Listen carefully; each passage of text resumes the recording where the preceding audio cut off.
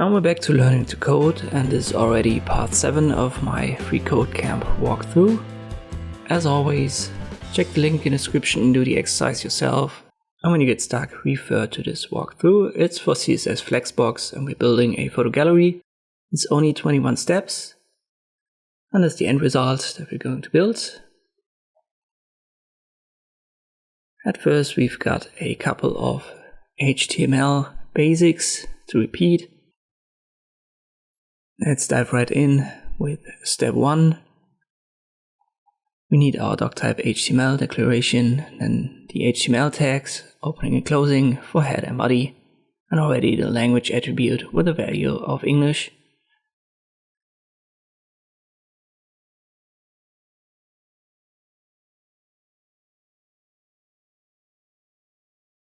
Step 2, we're going to add some meta information into our head.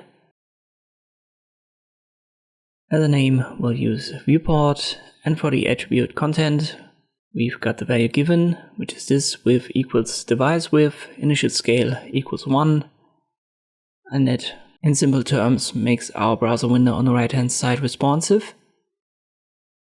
And we'll also add another meta tag and add our character set of udf-8.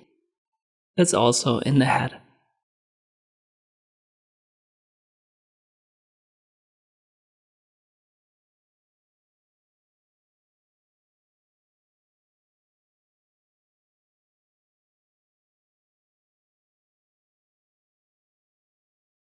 Step 3, we're going to add a title, and we're going to link our HTML to the CSS that we've got above. It's called styles.css. Both of that belongs into the head once more.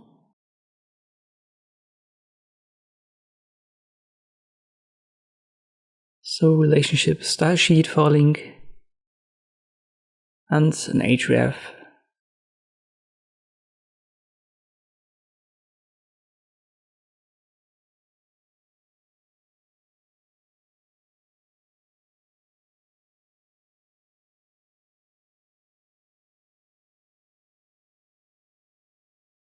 It says it specifically here, but you can also see it on top right next to the index.html. It's styles.css.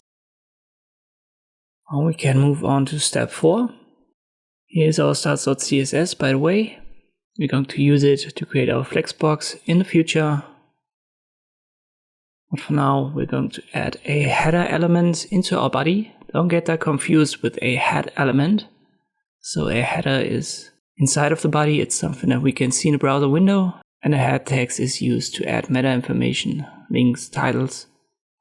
So that's stuff that's not seen in the browser window. Our header should have a class of header, and an h1 is nested with this text, and we can see that now in our browser window.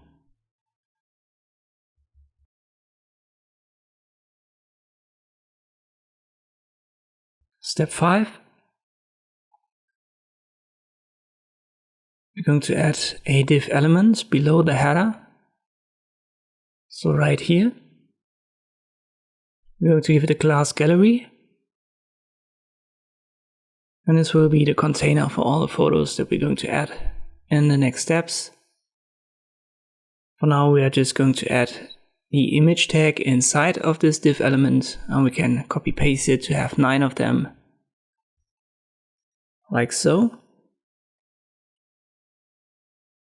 For now we can't see a photo as we haven't given it a source, but this is what we should do in step 6 now.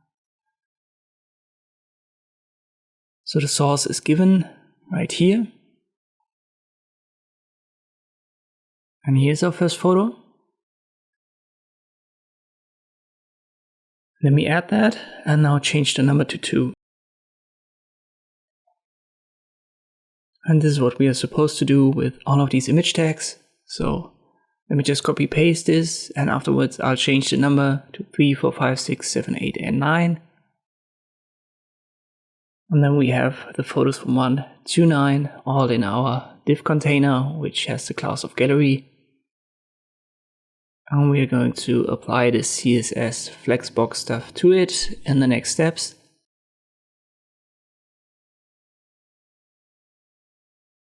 So we can see it's all different photos.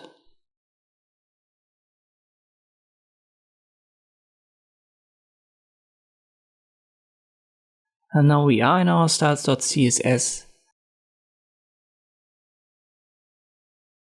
And we're going to use this star icon, which is, you could say, a universal selector. So if you just use that and now add your properties, properties are going to be applied to everything inside of the body.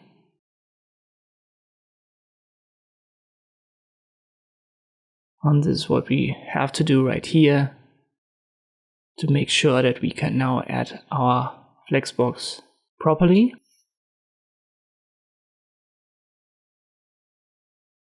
Let's move on to step 8.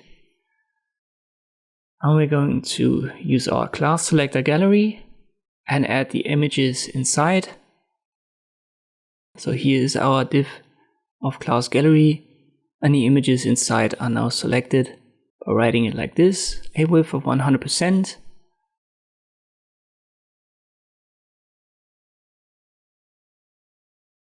So if we resize our browser window, the images will be resized to make it fit to 100% of the browser window.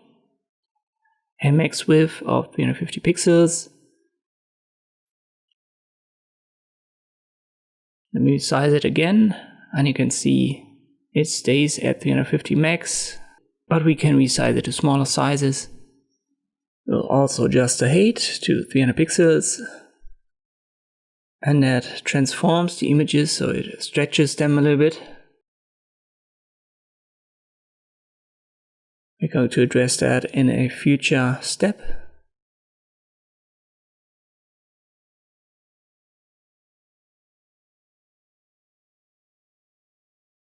But let us first, in step 9, adjust the body a little bit. So we set the margin to 0.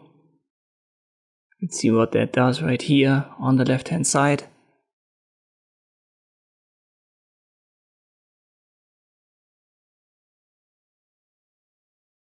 We're going to change the font family. Just going to change our H1 on top, so the CSS Flexbox photo gallery text right here. And we're going to change the background color to this hex code.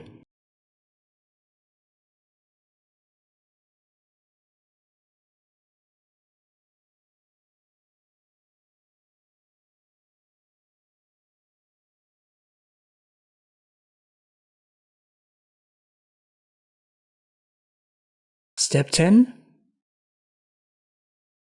Let's select our header class, and that was right here, so where the H1 was nested in. And we're going to use a text transform property and a text align. So let's first put it in center with the text align. And now we'll use text transform and make it uppercase.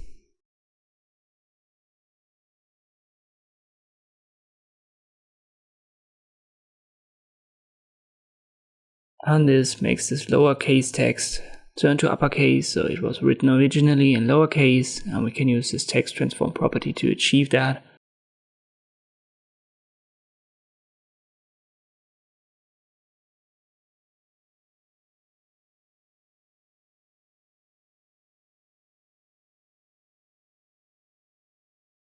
We'll also add a padding, 32 pixels. And that gives it a little bit more space on top and at the bottom. So originally it looked like this.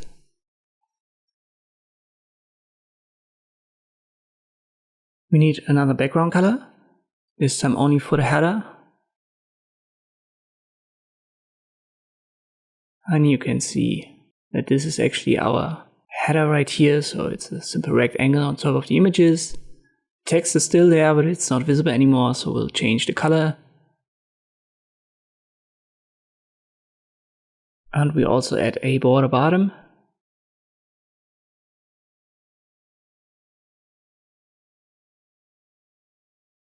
Four pixels, solid.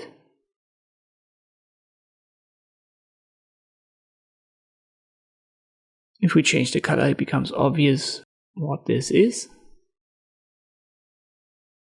So now you can see this orange stripe at the bottom. Now we can move on to step 11. And now the actual Flexbox stuff starts. So as the name suggests, it's a box that is flexible, so we can stretch it. In simple terms, the content inside is adjusted according to the size of this box that we've stretched in a browser window. And we're going to apply all of that to our div class gallery right here. So instead of targeting the images, we're going to target the div container. So we only need the .gallery as a selector. And we're not going to add the image afterwards like we did previously. Let's change the display to flex.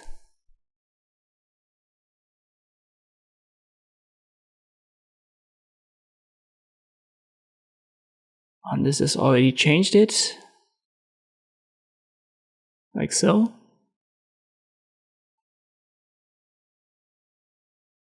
Let's move on to step 12. And we can adjust the flex direction. By default, it's a row. So everything is horizontally grouped right now. And we'll change it via flex direction as a property. Row is the default, but we can, for example, use row reverse. And then we'll put the first image last and the last first. So it reverses the order.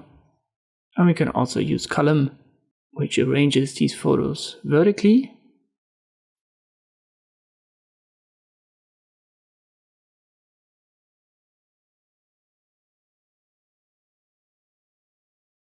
And column reverse would just flip it, so put the last of these images at the top position and the first at the bottom.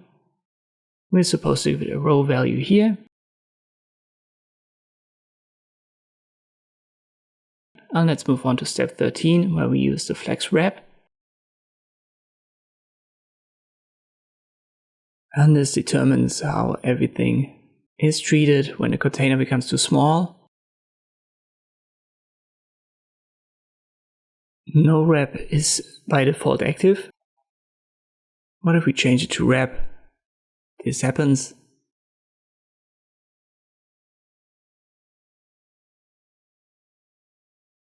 So when our browser window becomes smaller, the box, our gallery div container becomes smaller, and then these images will jump to the next vertical line so that we have multiple of these rows. And this is what the wrapping does.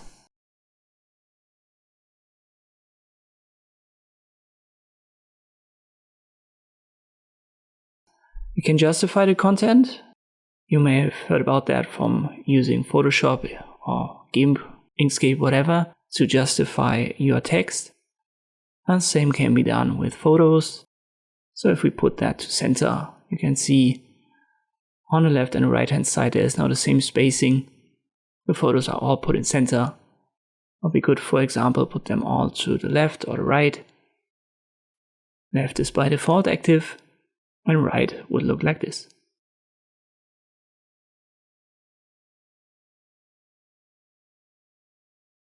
Let's stick to center and move on to step 15. Align items property is now used.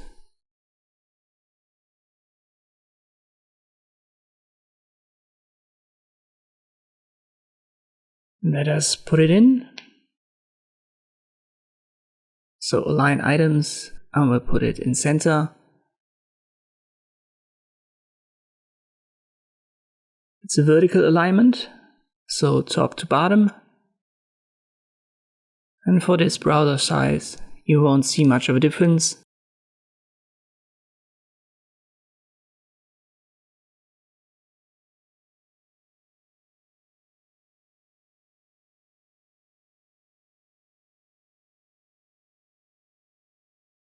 But now it's in center. Let's go to step 16. We'll add a padding to our gallery. So 20 pixels at first are for top and bottom. And the second value, 10 pixels, is for left and right.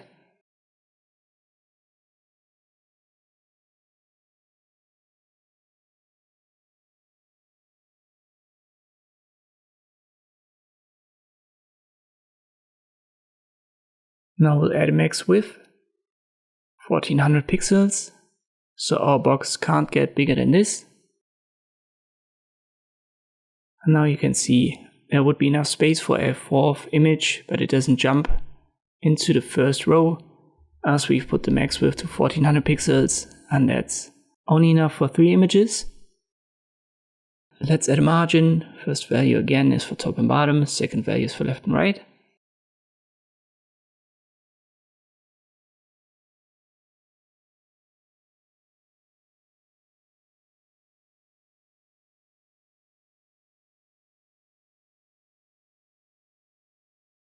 And we'll move on to step 17.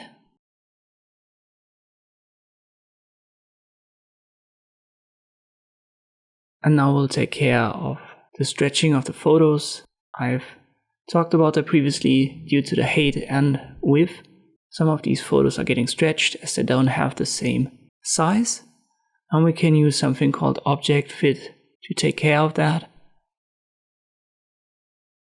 So we'll just add it right here as a property, and the value should be cover. And now these photos, they get cropped according to height and width so that it fits without stretching the photos. And that's the best way to deal with it when you don't want to crop all of these photos manually in Photoshop or something.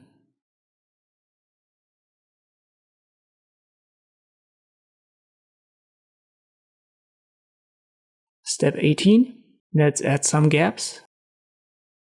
So for now, all of these images are right next to each other, or right on top and bottom of each other. By using a property called gap, we can change that. So for example, let's just use 16 pixels for the gap in general. And now we've got a gap in the vertical and the horizontal axis. But we could also just use a row gap or a column gap.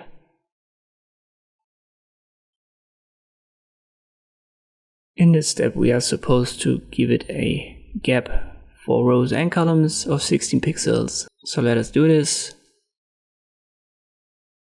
And we'll move on to step 19.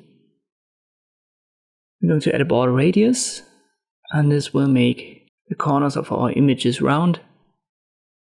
Let me exaggerate that a bit and we can see it clearly. So if I make it 100, so this is what the border radius does to our gallery images. Keep in mind that we are now not in our gallery selector, but in the gallery image selector. Now we use a pseudo element. For now you can see our last image is in center, but we want to put it to the left hand side. And we can do it by creating basically an empty box or an empty image. That would be our 10th image inside of our div gallery class, inside of our div container.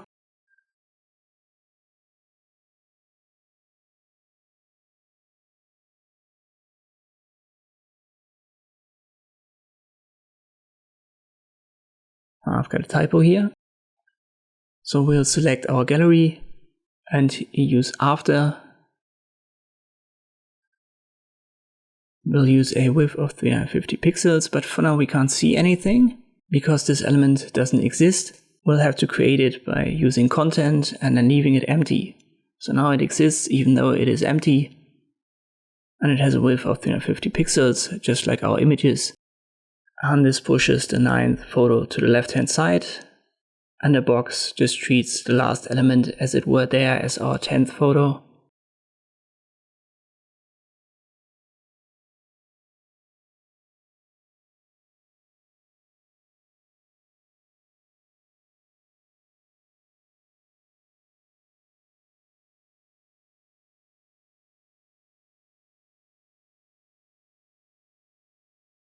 And we can move on to our last step. We'll have to add alt attributes to our image tags. The value is not given, so just invent something. For example, sleepy cat for the first photo and so forth. But it should have at least 5 characters to pass this step. in freecodecamp.